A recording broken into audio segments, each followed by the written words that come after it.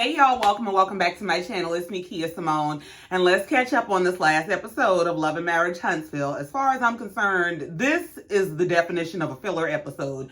This was so staged and just give them something. I don't even know what to do, child, but let's just get into it. Before we do, please be sure to like, share, comment, and subscribe if you have not already. And of course, I gotta shout out my super thanksters, starting with my super thankster, Yvette Greer, who always comes through, to Courtney McNeil, to Rochelle McGee, to Delicia Dismute, to Tech Mama.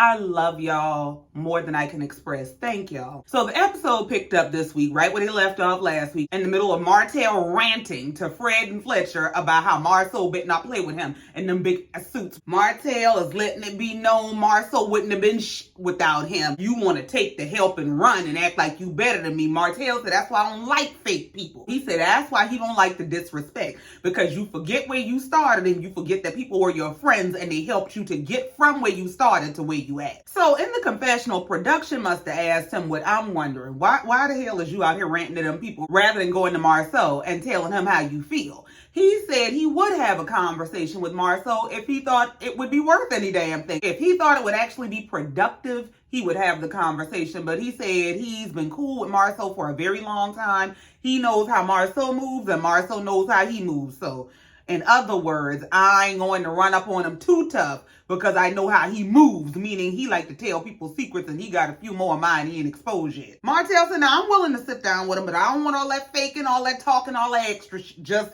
holler at me. So they cut back to Martell still going off with Fred and Fletcher, and he's talking about how, I'm 41 years old, but I still feel like, don't play with me. Yeah, he had to pause a little bit. Yeah, you had to remember your ex is 41. You are not 21. Don't go out there and get your ass whooped. Martell said, especially when somebody's been a friend to you. I mean, don't act like a friend and you ain't gonna be a friend for real.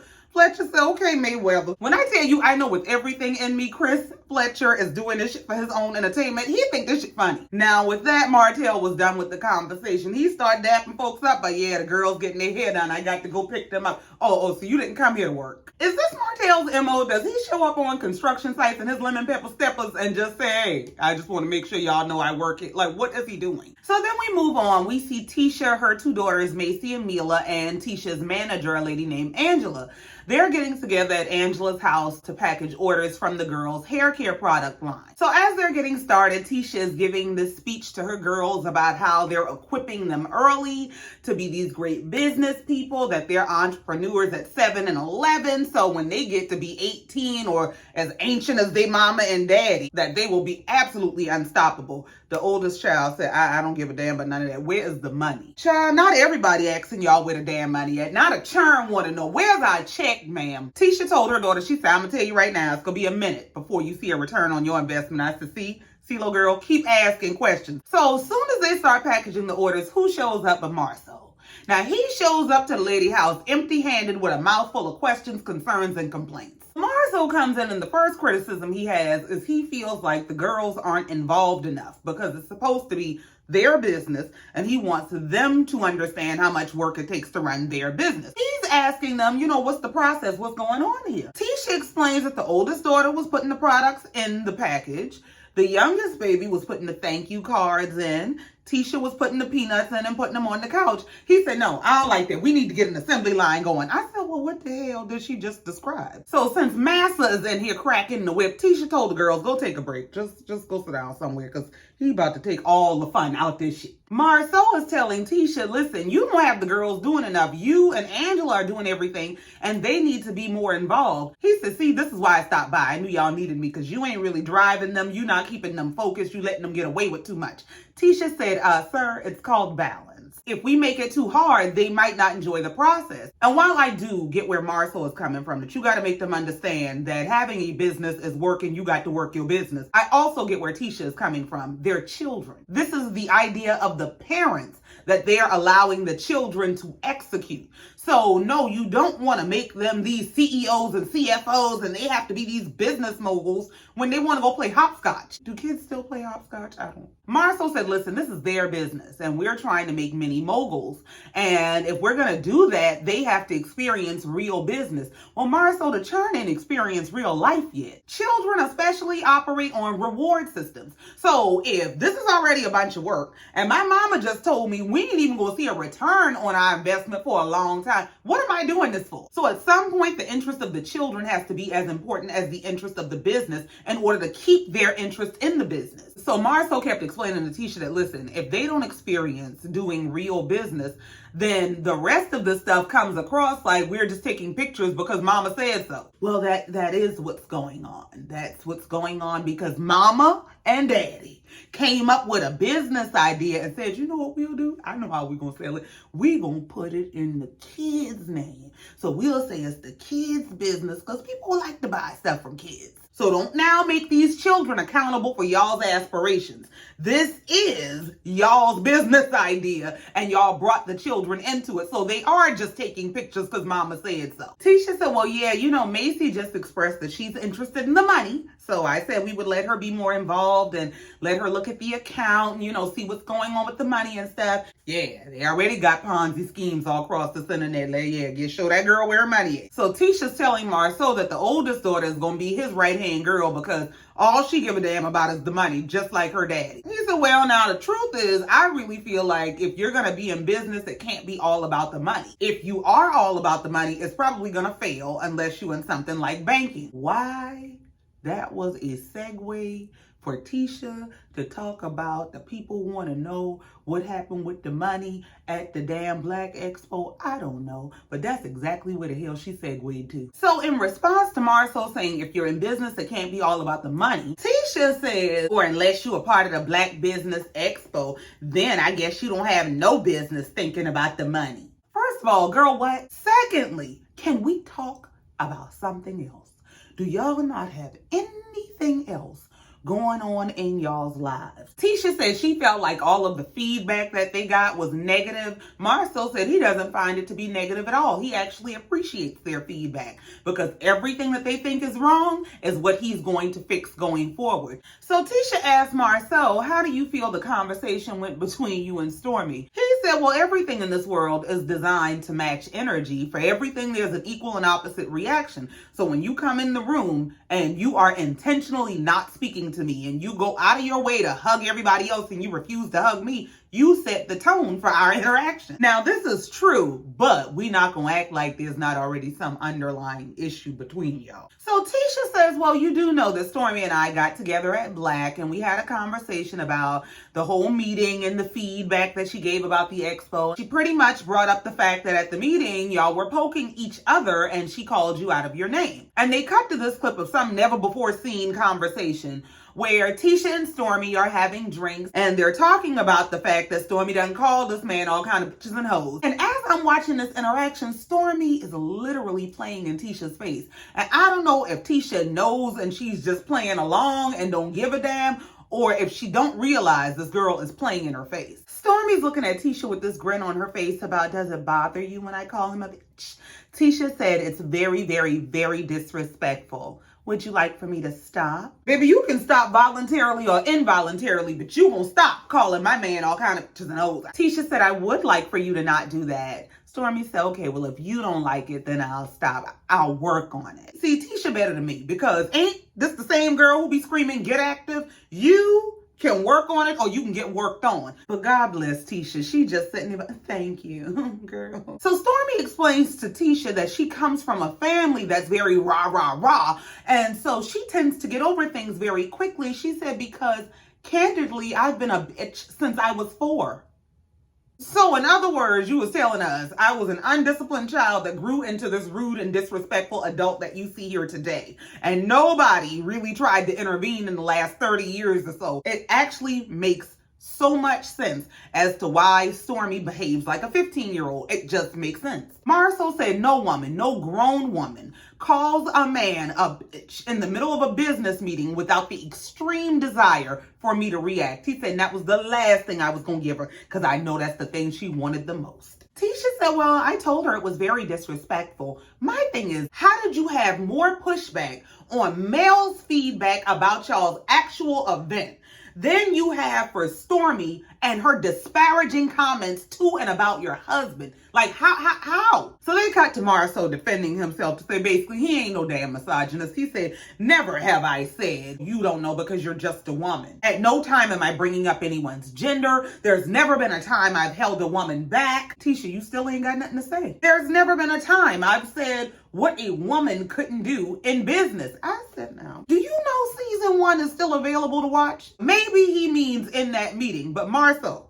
your whole public persona is keep her barefoot and pregnant in the kitchen. Like, that's who you are to us. You spent the whole first season telling Tisha why she don't need to read, write, or fill out job applications. The girl just wanted to be able to go outside and get $12 to her name, and you told her hell no. Tisha said, well, you know, it's just a difficult position to be in. They cut back to the Tisha and Stormy conversation, and she's saying the same thing to Stormy. She said, you know, it's a really tough position to be in the middle because I really don't want either one of y'all disrespecting the other. Well, Stormy's still playing in her damn face. Stormy is saying to Tisha, you know, when Marsau gets sassy, can you temper him down? I said, you know, Stormy talk a lot of and play in a lot of people's faces for somebody who can't raise her voice or respond to her husband in her house. Because I remember Courtney talking to her like a damn dependent in that house. She wouldn't play with me, calling my husband all kind of sassy when you go home to Mr. But all Tisha said is, yes, I will. So Tisha asked her husband, can you give me your word that you won't go poking people when we go to business meetings? Marsau said, I'm going to stand 10 toes down on it because I truly don't feel like I did anything wrong in that situation. Tisha says, so you don't care if it comes between me and the girls. Girl, the girl don't care if it comes between you and the girls. Marsau said, you know what, that's just not a relationship that I value. Tisha said, but I like Stormy. Now listen, here's my thing. I get Stormy not liking Marsau because Marsau has a very polarizing personality. I get her not wanting to do business with him, not wanting to have a real conversation with him because you done tried to play with me one time too damn many. The cutoff for me is when you get to calling people all kind of witches and bitches. I can't deal with it. So we move on to Kimmi's house where she's going to be meeting with her girlfriend Andrea, and they're going to be catching up about her recovery and her trying to recover her sex life with her husband. Child, it was an absolute bore, but just Kimmi starts the conversation by catching her girlfriend up on this conversation that she and Maurice had when they had that bike ride. Back when Maurice told her that her lack of libido was all in her head, even though she was actively fighting cancer, she says to her girlfriend, he suggested that the dilemma that I'm in is all in my head. Lord, the girlfriend ain't no damn help if you ask me. She said, oh, he did? She said, yeah, he said it like it was mind over matter. The girlfriend said, well, you know, sometimes I think maybe it is in our head because, you know, if you don't feel pretty, if you don't feel good about yourself, that plays a factor. Girl, you about to play yourself. What? Kimmi said, well, that's always been a factor for me in life in general. She said, for example, when Maurice and I met, Maurice thought I was far prettier than I ever thought I was. And that explains everything. While Kimmi is a smart, successful, and accomplished woman, for her to say that tells me that she has been operating from a place of low self-esteem. People who value themselves do not put up with people who do not. When you don't see the value and the worth in yourself, you will come up with all the justifications and excuses on why this person behaves the way they behave. It feeds that thought process that his dissatisfaction is in some way linked to something I am or am not. And the thing is, her mentality is not lost on Maurice. Maurice is not unaware of whatever self-esteem issues she has. Maurice is not unaware that she doesn't see the beauty in her like I see the beauty in her. Maurice is exploiting it. It explains so much to me about why she puts up with what she puts up with. It really explains how this came to be because she does come off as so smart and successful and confident. So how do you end up with this jackass? Low self-esteem will do it every time. I hope she knows at this point she's an absolutely beautiful woman. And she has to get it in her head to the degree that when Maurice says it to her, it's not some out of this world compliment, it's confirmation. When she gets to seeing who she is and valuing herself for who she is and not for who she's attached to, she'll stand up a little straighter. She'll take a little less shit from him. And I always say this, especially when I'm talking about Kimmi, because I get what her issue is in terms of why she behaves the way she behaves with him and tries to talk very softly and doesn't want to upset him and operates by these respectability politics. But you don't have to cut up and act a fool and be loud and belligerent and curse the man out and emasculate him. You don't have to do any of that to stand up for yourself and require respect. The only prerequisite for you doing that is you have to have it for yourself first. Ain't nobody gonna give you what you don't give yourself. When she starts to see the value in herself and operate from a place of high self-esteem, that motherfucker's gonna be on high alert. You think he's any form of a good man now? Baby, stand up straight and see what you get. Kimmi said, now, while it's always been normal for Maurice to feel like she was prettier than she thought she was, in this particular instance, she does feel like this issue is a result of what she's going through medically. She said she's actually spoken with some physicians who told her that they prescribe antidepressants to all of their patients. Yeah, because this shit ain't in your head. You fighting for your life. It just pisses me off every time I think about it. This woman got to fight for her life and fight every night to prove her damn love. Kimmi said, so if the doctors are prescribing antidepressants to all their breast cancer patients, I don't think it's in my head. I think there's something really going on through this medical process. She said, and on top of that, I just don't feel pretty. And on top of that, you fighting for your damn life. Bless her friend's heart. She said, well, I did bring you something. I'm going to try my best to help you. God bless her. She's trying to be a friend. Now, she might not have the best advice, but she is. The lady pulling stuff out the bag, Kimmi asked, well, girl, what is this? Where you get this from? She said, oh, well, I thought this was what you liked, but I guess you're more advanced than me. The lady pulled out some damn vibrator, but this is a kegel too. Girl, ma'am. Now, the vibrator Kimmi was a little more interested in. She's opening that and telling the lady that her last kegel ball that she had fell in the toilet. She said, oh, and it flushed? Girl, does it matter? Kimmi looked at her like, bitch, it was in the toilet. I don't give a damn when it wasn't going back in me. She said, I mean, it went down the toilet. The hell? Kimmi said in the confessional, she don't know what this bullshit is her friend done brought her, but she gives her an E for effort. She said one thing she will do is try, and girl, that's all that matters. She love you enough to try to help you get your life back together without telling you your husband ain't shit. So her girlfriend's final suggestion was to do a boudoir shoot, to do some sexy photos to make yourself feel, sexy and ladylike. Kimmi told her girlfriend it sounds like a good idea, and she said in the confessional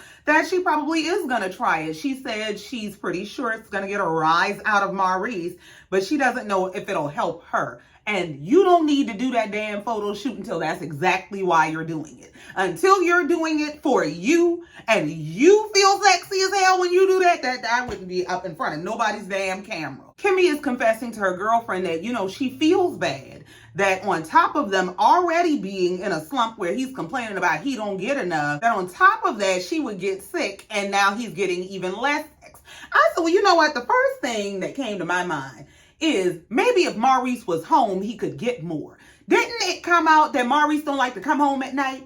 That Kimmi had a whole meeting with everybody telling them, don't tell them people that Maurice like to come home 3, 4, 5 o'clock in the morning. Well, you can't get none in here if you out there. So maybe if you brought your ass home sometimes at a decent hour of the evening, you might get what's in the house waiting on you. Her girlfriend also suggested that they go to some kind of a therapist, any kind of a damn therapist, somebody who can help y'all communicate, because y'all be saying one thing and hearing something else. Kimmi said she's open to that too. She said she's down for counseling, any kind of damn counseling. She said, as a matter of fact, they went to counseling back in season 1 or 2. She said, and for some reason, I will say something to him and it does not register. But a counselor will say the exact same thing to him and a light bulb goes off. Because, baby, he don't want to hear it from you. That would be too much validation for him to be wrong and you to be right. Oh, no.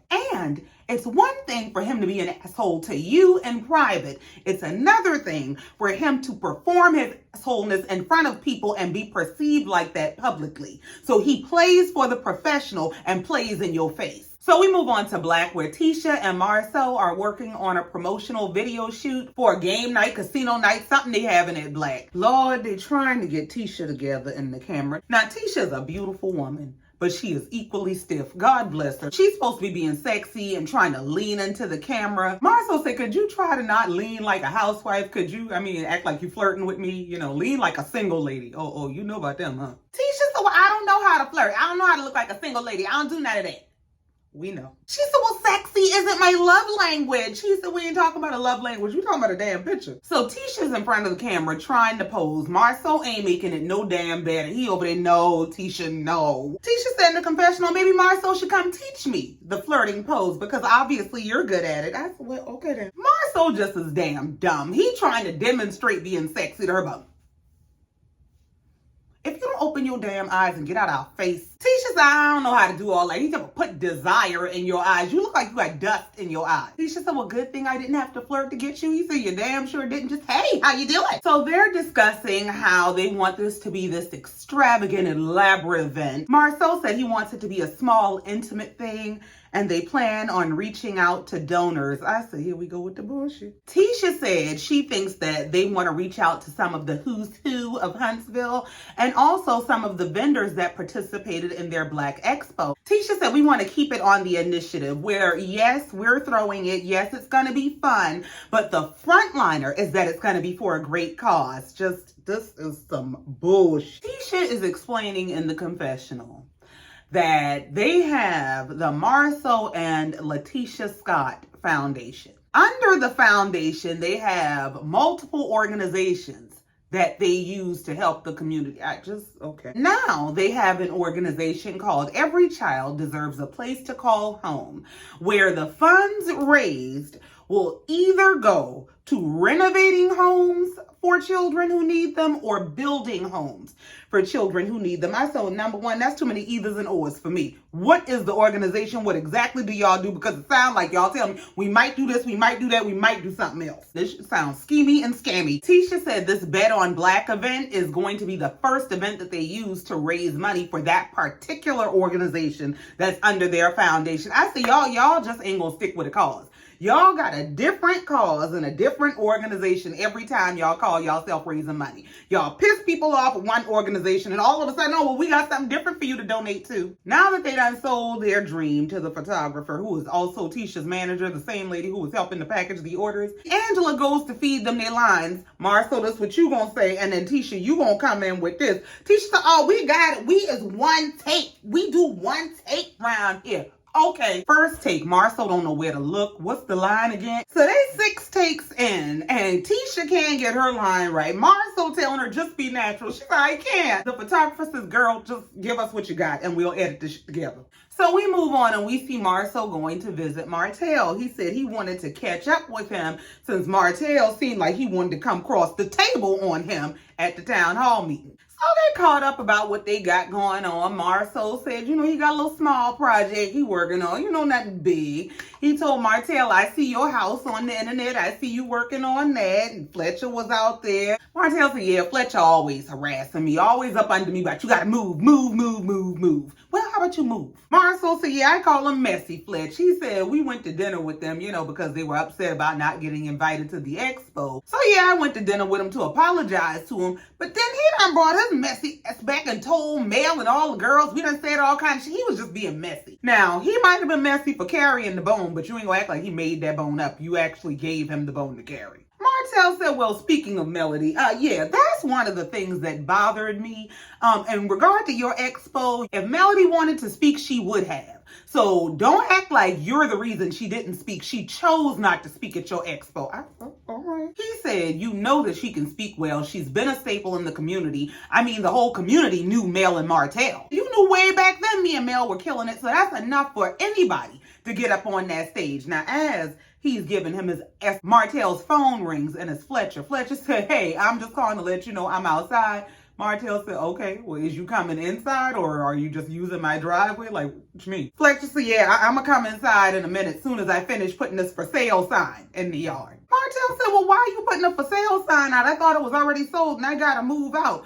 Marcel looking around like, ooh, this is awkward. Fletcher said, well, no, it sold already to the first couple, but Martell said, man, all right, I'll talk to you later. Bye. So when Chris finishes planting his sign in the yard, he comes to the door. Martell said, let me see. Yeah, it's out there. He ain't lying. He's not playing with your ass. Martell said, well, I mean, if you just now putting up the for sale sign, how much time I got left? Chris said, none. Martell said, I don't have a problem with him putting a sign in the yard. If he want to put a sign in his client's yard, that's his damn business. But I'm going to tell you what ain't going to happen. I ain't going nowhere till I find me some damn place to go. Now, as long as I'm paying y'all, that shouldn't be a problem. Martell, you gonna go to jail. That ain't how it works. So when Chris came in and sat down, Marsau called him up. He said, yeah, we was just in here sitting down talking about you and that bullshit you brought back to him, that we all went to dinner together and you came back and misconstrued everything. Chris said, no, that ain't what happened. Marsau said, did he tell you they laughed when I made the comment about we ain't doing that with your t-shirt business? Did he tell you that? Now, Marsau is full of shit, but that is a good point. When somebody come tell you what so-and-so had to say about you, ask them, what did you say? And why were they so comfortable talking to you about me like that? Because unless you defended my name in my absence, don't come bringing me no damn bones. Chris said, no, what happened was my wife asked you why you didn't want to pay the speakers. And your response was, what am I going to pay them to talk about, their t-shirt business? Marsau said, yeah, that's right. That's what happened. Marsau said, when it comes to speaking to the people who need help, I want to make sure that when we're talking to people without a platform, that we're not speaking from the position of having a platform, which is why our businesses are successful. To me, that makes our platformed businesses not relevant to these people who don't have platforms. And Marsau makes a good point, because in the case of the people on this show or the people who are on platforms, period, it's not so much that they have a better business model all the time, it's that they have exposure. And exposure is a major factor in business. Not only do they have exposure, they have fan bases, they have people who will buy their products just because it's them. So the point that he's making to me is a valid point, that these people are not on a TV show. We don't have a TV show to offer to them. So we have to be able to offer them real advice, real business practices, real things that they can implement to make them successful. Martell made a really good counterpoint. Martell said regardless of when people were in certain businesses, if she or we know what it takes to be successful, then that's relevant enough for us to be on stage or to even be paid. Martell said in the confessional, I just don't like that he's trying to belittle her and her business ventures, because at the end of the day, everything is a step. And that's the truth. And while that's true, this is where Martell has to take some accountability, because part of the problem is you set the tone for that. You were the one who started the belittling of her and what she brought to the business. You was doing all that. So when you do all that, you demonstrate to those men outside that they can too. Martell said if what Marsau was saying made sense, then he wouldn't be relevant at all, because the success that he has right now is because of his platform and because of us. And if it were not for those things, he'd be right back at the movie theater managing that motherfucker. Well, if he got a job. Now, Martell talking this shit, but an honest living is an honest living. Marsau said our people have watched other people in our community be successful and talk about their success for so long that people have started to buy into the whole, if you do A, B, C, and 1, 2, 3, it should just pan out for you. He said everybody that I want to speak to that audience is able to talk to them about both their successes and their failures in business. So, for example, can you tell me about a time that you've had a failure in business and it was your fault or you made a bad decision? Martell looked absolutely stumped. How about this? I'll give you one. One of your biggest mistakes was not making sure that you were competent in terms of being licensed to operate, so that when you lost your partner, whether it be your wife or your business partner, you could continue to do business on your own. Marsau said, see, that's what I'm talking about right there. He said, now me, I don't have any problem talking about my bankruptcy or my business failures. Martell said, now that's some bullshit. You did have problems talking about your bankruptcy. You were ashamed and embarrassed, and you didn't want to talk about your bankruptcy until I started talking about mine. Martell is in the confessional pissed off. Martell said, see, all the stuff he's saying to me now, this is some new shit. He pulling this out his ass, because when they were having the meetings and discussions for that expo, he said he never told us that we should be telling the audience everything we've been through, all the turmoil, all the suffering. Marsau told Martell, you can't seem to recall any of the times that you were down, any of the times that you needed help, and that's one of the reasons I didn't want you speaking to the audience, and I just didn't tell you that. Marsau said, I don't want to act like I've never failed, because this person who's failing may feel like they're a failure when they don't realize that failure is a part of success. I said, now that's a word. Martell said, so you don't think Melody would talk about her failures or trials and tribulations in business? First of all, He was talking about you, so I don't know how you got around the corner to Melody, but okay. Marsau said, I've never heard either of you talk about your failures in business. Martell said, what the hell you talking about? I talk about my failures all the time. He said, you talk about your failure in marriage. Martell said in the confessional, not to Marsau's face. Well, honestly, when me and Melody were together, we never had no failures. We were always on top. Martell said they wanted to be us, to be real about it. Oh. So Martel and Marcel start going back and forth about Martel is telling Marcel, we the ones that brought y'all into business. Marcel saying, you did not bring me into general contracting. You brought me into property preservation. Martel said the problem is you were ungrateful from the very beginning. Marcel said, well, I wasn't grateful because I didn't consider it a gift. Chris said, well, I mean, it wasn't a gift, but it was help. Marsau said, it was just let's go into business together. Martel said, hell no, it wasn't. It was never let's just go into business together. He said, I never had a reason. I didn't need to go into business with you. Do you understand? Marsau said, well, you don't go into business with someone unless it's a good business decision. If you're claiming that you went into business with me because I needed money, if you really thought I needed money, give me the money, but nobody goes into business with somebody who they think need money. He went on to say that Sculpt account was negative. Chris said, but why? He said, because it was bad business. Well, Martel's response to that was, before we went into business, we had conversations. And I told Marsau, I'm not going to be out here working like you be going to work. Marsau said, now that's some bullshit. We never had an agreement for you to be the financial partner and me to do all the labor. As a matter of fact, we were 50-50 in everything. Martel said, I mean, we were 50-50 in everything, but it got to a point where you started saying, look, I'm running out of money. And so I started contributing more money. Martel said, you know what? I'm done talking about it. Marsau said, well, be done talking about it. Martel said, well, I just put your pride to the side. It's okay. Marsau said, no, you put your accuracy to the side because you can't seem to recall shit. Marsau said, I never said, Martel, I'm running out of money. He said, yes, you did. Marsau said, well, in what way did you help me? If you were trying to help me, why did I have to buy you out of the company? Martel said, you just got finished saying that I called you and asked you if you needed money and told you I would help you start a business to make money. Marsau said, did you give me the money? Martel said, you said you didn't need it. Marsau said, because I didn't need it. Martel, this ain't looking good for you. Martel said, at the end of the day, I extended my hand to you. That's what I'm saying. Don't downplay what me and Melody did for y'all. Marcel said, well, let's settle up with this. Who gave who the most? Did you give me the most or did I give you the most? Martel said, well, we can settle that real easy because you ain't never gave me shit. Marcel said, you a damn lie. Martel is offended. Martel said, what the fuck have you ever given me? Marsau said, have you ever loaned me money? Martel said, have I? I mean, I don't know. You asking. Marsau said, the answer is no. Now, have I ever loaned you money? Martel started looking around. Martel said, no, you've never loaned me money. It was from a job that I did. Marsau said, no, that's not true. It was not money from a job. As a matter of fact, you paid me the money back. Marsau said, you do know I still have the canceled checks that you wrote to me from Martel to Marsau. You know that, right? Martel said, for a loan? Marsau said, yeah. Martel said, well, I don't remember that. I don't remember none of that. What I do remember is me coming out there putting my guys to work on that job site. That's what I remember. Marsau was in the confessional saying that Martel is lying through the skin of his teeth, sitting up here about what he's never done for him. He said Martel was in a tough spot. I offered help. He said, I didn't go around telling everybody, oh, I did this for him. He says, as a matter of fact, I didn't even tell Tisha.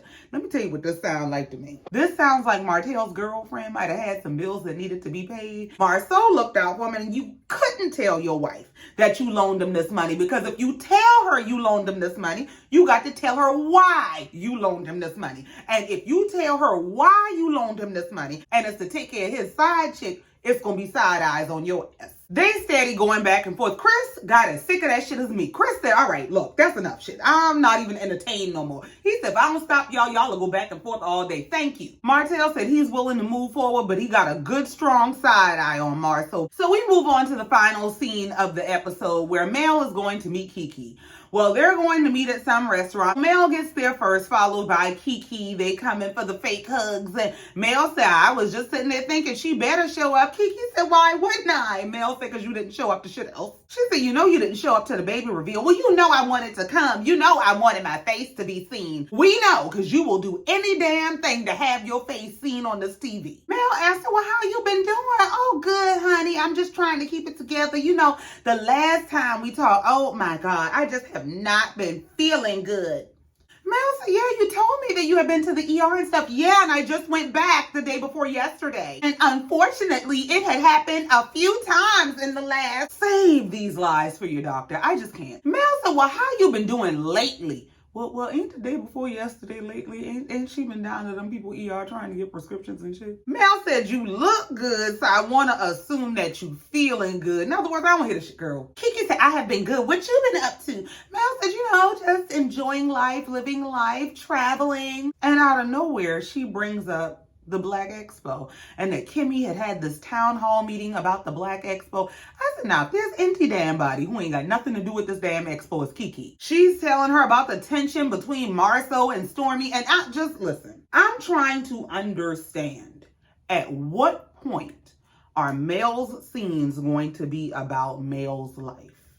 Because why is there a whole conversation with Keke, who is Tisha's cousin, about the town hall meeting about Tisha and Marsau's expo is beyond me. We've been told that Mel is modeling. She has a skincare line. She has all these things going on, but none of that can be shown on the show. At what point do we see her with friends or family or anybody who's actually in her life? Keke said, oh, I didn't know about any tension between them. Now, I did hear about something about the expo, about Marsau being cheap and asking people for money. Mel said, that's probably exactly where it came from. Girl, please play in somebody else's face. Mel said, you know what? It probably just went right over my head because in my thinking, I just don't see why two multimillionaires would be that upset about $100. Like, please, just say what you want to say and stop tap dancing on our damn intelligence. This whole, I'm going to drop this and then I'm going to let Keke say it so I don't look like the bad guy. Like, please, play with somebody else. Keke said, well, I don't think Stormy's problem was about the $100. I think it was about how he came at her. He came at Stormy very disrespectfully. She goes on to say, the Marsau before a little taste of money and fame was different. This new him has this disregard for people's thoughts and feelings, and he likes to make jokes at other people's expense until the joke is on him. Mel said, yeah, it's always funny till the joke is on you. So are you and Tisha at least in a better place? This is some phony shit. Keke said, well, I thought so, but lately it seems like we're moving backwards. Mel said, well, why you say that? She said, you know, girl, it's just all this stuff going on. Keke said there's rumors that Marsau and somebody whose name they bleeped out had an affair. Mel said, girl, bye. Just save this bullshit. When you done told Tisha to her face in season 1, you need to roll up to the bar and see what your husband be doing that night. You done told us on the reunion you tried to bring whoever you said the side chick was to the show. You ain't shocked. And the episode comes to an end with Keke telling another story about two ladies who went to the bar, ran into Marsau, and they ran to the hotel and had a threesome. And it looks like next week they're going to pick up right in the middle of this conversation. Keke going to be telling more of her cousin business. Kimmy and Maurice are going to have a cookout to get the group together, but Courtney is refusing to go because he ain't fucking with Marsau. Somebody is calling the city accusing Tisha and Marsau of running Harlem Nights, but they got all kind of illegal gambling going on around there. And Keke is going to be throwing a drink in Tisha's face. When I tell you I threw my foot in her ass, but that's it, that's all, and I ain't got no more. Thank you so much for coming down here, listening to me, and letting me get this off my chest. Please be sure to like, share, comment, and subscribe if you have not already. And in the meantime, until next time, just like every time, I love you and I mean it. Bye.